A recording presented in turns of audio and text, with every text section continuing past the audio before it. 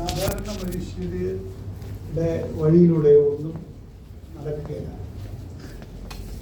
She looks life different. ജീവിതത്തെയും ജീവിതാനുഭവങ്ങളെയും തൻ്റേതായിട്ടുള്ള രീതിയിൽ, തൻ്റേതായിട്ടുള്ള നിർവചനത്തിൽ, തൻ്റേതായിട്ടുള്ള കൽപ്പനയ്ക്ക് വിധേയമായി മാത്രമേ ഐശ്വര്യ നെഗോഷിയേറ്റ് ചെയ്യാറുള്ളൂ. She negotiates life on her own terms, if I may put it different. അതുകൊണ്ട് ഇപ്പോൾ അങ്ങ് ഭയങ്കര ഡിഫൈൻഡ് ആയിട്ട് നടക്കുന്നതല്ല. Her own way she negotiates life according to her own style. അപ്പോൾ അങ്ങനെയുള്ള ഒരാൾ കവിയാവുക എന്നുള്ളത് അനിവാര്യമായ ഒരു പ്രക്രിയയാണ്. She cannot but be a poet. Because എന്താണ് ഈ പോയറ്റ്സിൻ്റെ സൂക്കേട്? എന്തുകൊണ്ടാണ് സാധാരണ മനുഷ്യന് വേറൊരു കവിയും തമ്മിലുള്ള പ്രശ്നം എന്താണ്? കണ്ട ഒരുപോലെ ഇരിക്കും, കണ്ടാൽ തിരിച്ചറിയില്ല. ഇവന് അസ്കിത ഉണ്ടെന്നോ ഇവന് പ്രശ്നമുള്ള ആളാണെന്ന് തിരിച്ചറിയില്ല. കാരണം നല്ല വേഷം കേട്ട് നടക്കുന്നത്.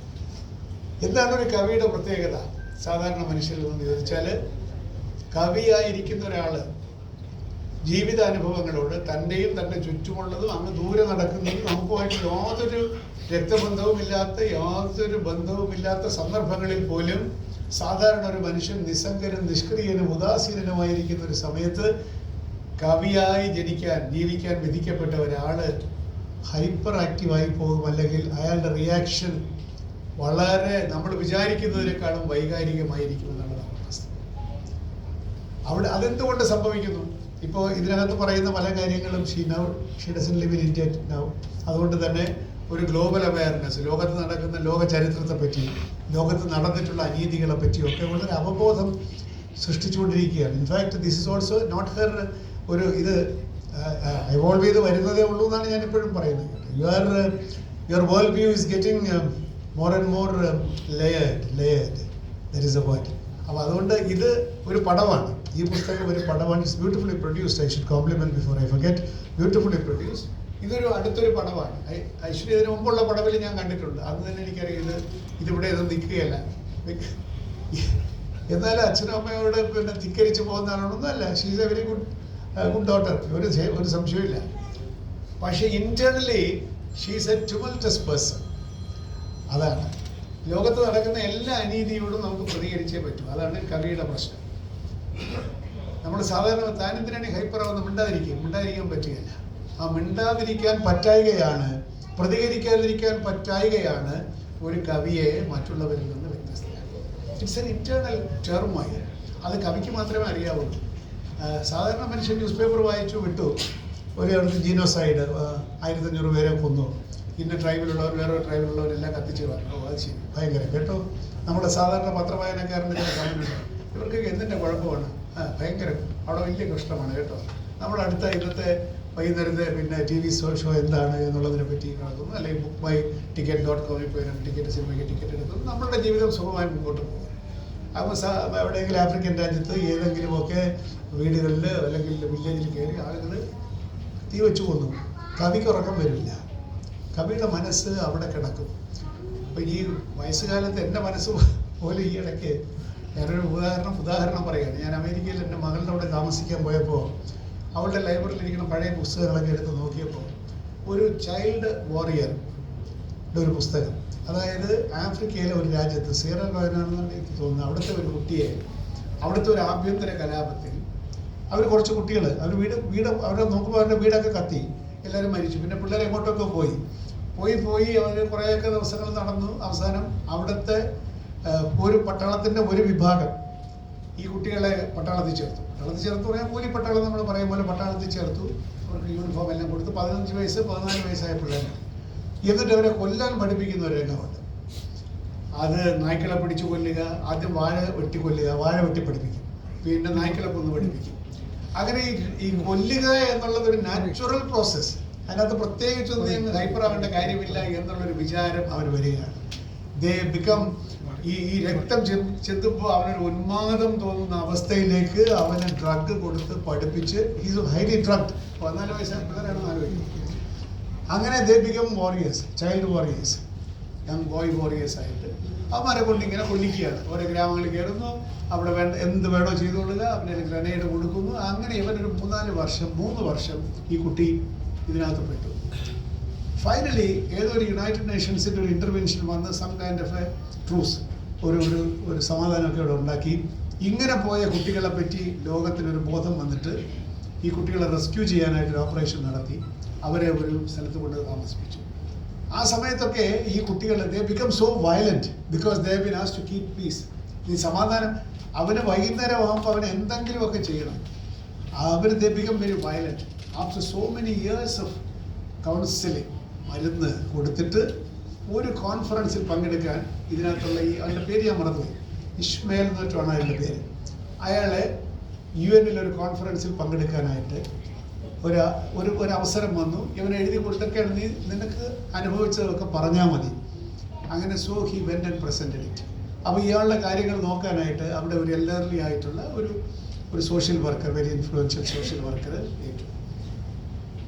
ഇവൻ ഇതെല്ലാം ന്യൂയോർക്കിൽ പോയി ഇതെല്ലാം UN ജനറൽ അസംബ്ലിയിൽ വിശദീകരിച്ചു കഴിഞ്ഞപ്പോൾ ഹി ബ്രോക്ക് ഡൗൺ. അപ്പോഴാണ് അവൻ യഥാർത്ഥത്തിലുള്ള മാനസാന്തരം ഉണ്ടാകുന്നത്. Broke down. അവന് പറഞ്ഞു എനിക്കിനി ആഫ്രിക്കയിലോട്ട് തിരിച്ചു കൊണ്ടാണ്. ഈ social worker took over him. വീട്ടിൽ കൊണ്ടുപോയി അമ്മയെ പോലെ അവൻ അമ്മയും മക്കൾ. Suddenly he misses his mother, suddenly he misses his sisters. അവ ഇത്രയും കാലം ഒരുതരം ഉന്മാദാവസ്ഥയിൽ ഈ ഡ്രഗ് അടിച്ചിട്ട് ഇങ്ങനെ ചൈൽഡ് സ്കൂളിലായിട്ട് നടക്കുക. ഈ സ്ത്രീ അവനെ വീട്ടിൽ കൊണ്ടുപോയി പരിചരിച്ച് അമ്മയെ പോലെ ഭക്ഷണം കൊടുത്ത് നോക്കി പഠിപ്പിച്ച്.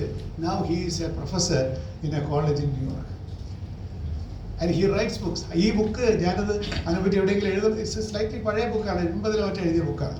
പക്ഷേ ഇപ്പോഴും റെലവൻ്റാണ്. ഇങ്ങനെ ആയിരക്കണക്കിന് കുട്ടികൾ ചൈൽഡ് സോൾജേഴ്സ് ജീവിക്കുന്ന രാജ്യം.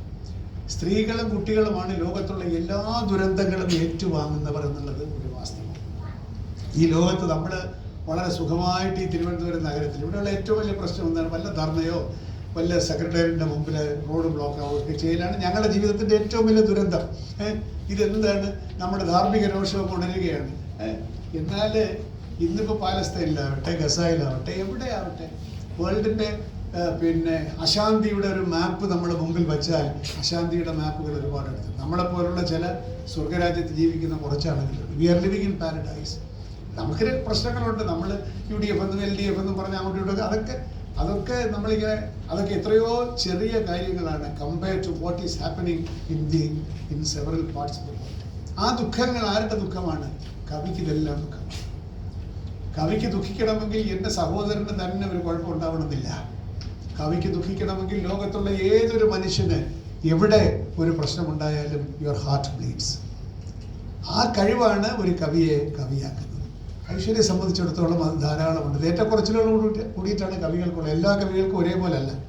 എന്നാൽ ഒരു വിശ്വമാനവികത മനസ്സിലേറ്റിയ ഐശ്വര്യയെ പോലെ ഒരാളിനെ സംബന്ധിച്ചിടത്തോളം the world is full of trouble, the world is full of sorrow, the world is full of stress, the world is full of injustice. ആ ഇൻജസ്റ്റിസ് എന്നുള്ള വാക്കാണ് ഏറ്റവും പ്രധാനം. ഞാൻ ഈ കവിത മുഴുവൻ വായിച്ചില്ലെങ്കിലും എൻ്റെ ഓടിച്ചിട്ടുള്ള ഒരു ബ്ലോട്ടിംഗ് പേപ്പർ പോലെ ഞാൻ എടുത്തതിനകത്ത് I think what is bothering you is the injustice that is evident in life. ജീവിതത്തിലൊരു ഇൻജസ്റ്റിസ് ഉണ്ട്. എന്തുകൊണ്ട് ഈ കുട്ടികൾ അനാഥരായിപ്പോയി? എന്തുകൊണ്ട് ഈ അമ്മമാർ ഇങ്ങനെ കഷ്ടപ്പെടുന്നു?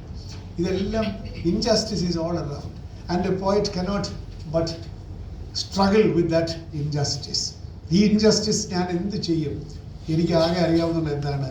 എൻ്റെ കവിത കൊണ്ട് ഇതിനെ റെസിസ്റ്റ് ചെയ്യുക, ഇതിനെ ന്യായീകരിക്കുകയല്ല, ഇതിനൊരു ഉത്തരം കണ്ടെത്താൻ ഒരു സ്ട്രഗിളാണ്. Poetry is a struggle in search of answers. Not that every poet gets the answers, but it's a constant struggle for answers. ഈ ഒരു പുസ്തകം തന്നെ യസീദി കില്ലിംഗ് എന്നുള്ളതിൻ്റെ പശ്ചാത്തലമൊക്കെ ഇതിനകത്ത് പറഞ്ഞിട്ടുണ്ടല്ലോ. നമ്മുടെ മലയാളികൾക്ക് ഒരു ഒറ്റ കുഴപ്പമുണ്ട്. അത് നമ്മുടെ പേപ്പറിലാണെങ്കിലും ശരി, നമുക്ക് നമ്മുടെ അയൽവക്കത്ത് വല്ലതും സംഭവിച്ചാലേ നമുക്ക് എന്തെങ്കിലുമൊക്കെ സങ്കടങ്ങളുണ്ടാവുള്ളൂ. എത്രത്തോളം ദൂരെ സംഭവിക്കുന്നോ അത് നമുക്കുള്ളതല്ല.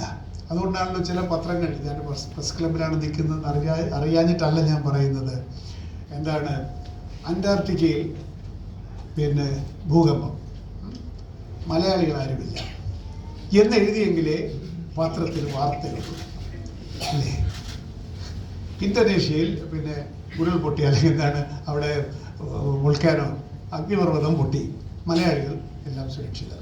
ഇതെഴുതിയാലേ നമുക്ക് മനസ്സിലാവൂ. ഇത് എഴുതിയാലേ നമുക്ക് വാർത്തയുള്ളൂ. ഇല്ലെങ്കിൽ എന്താ കുഴപ്പം? അവിടെ പൊട്ടട്ടെ, നമുക്കെന്താണ്?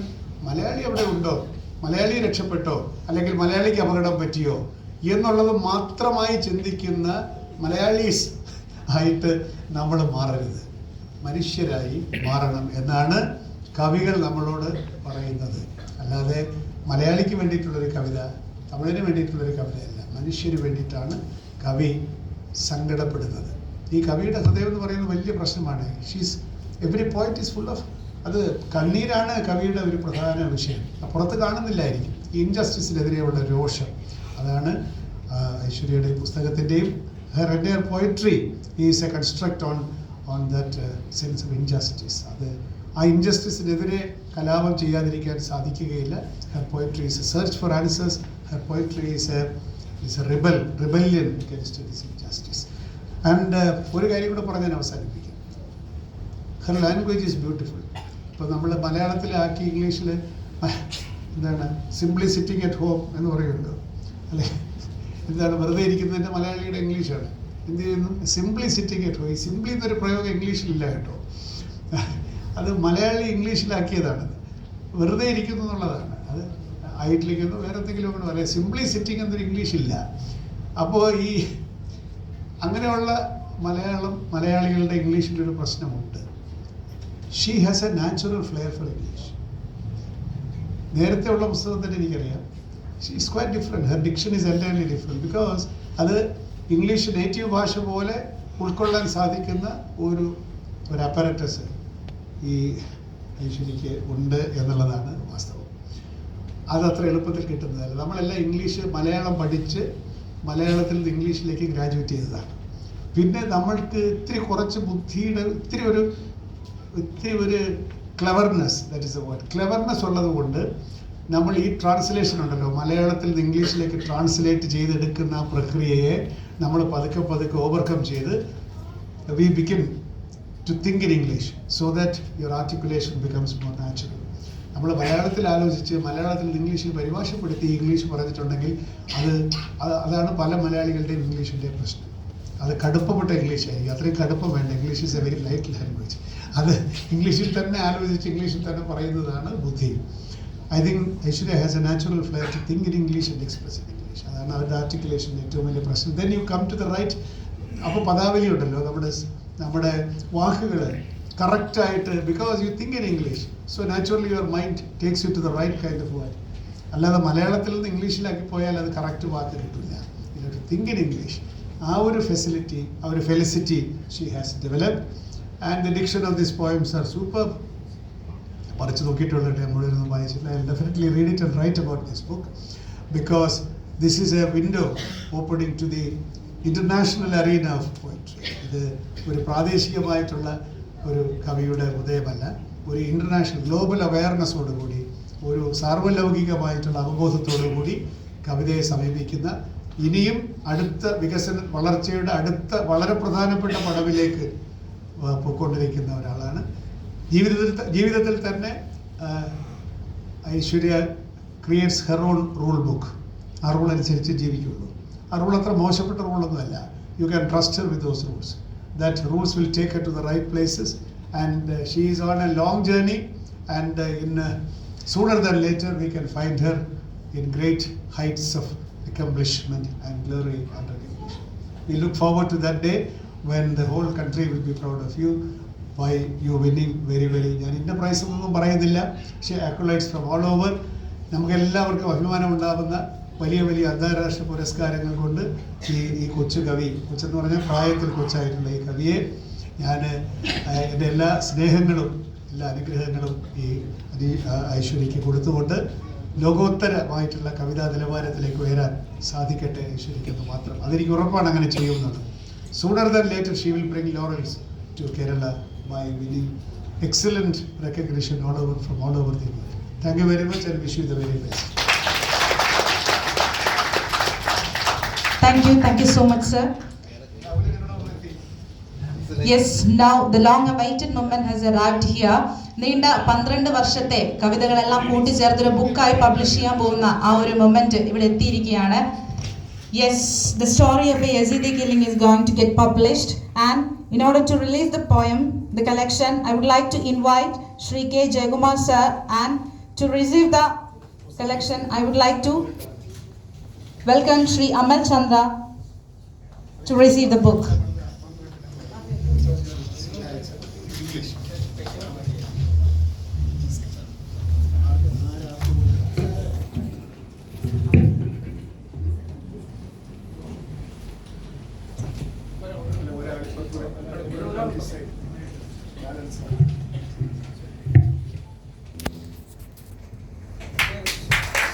Yes, ladies and gentlemen, you are witnessing the launching ceremony of the story of a Yazidi killing by Aiswarya by Anish, who is a prodigious poet and an accomplished entrepreneur and an influential writer.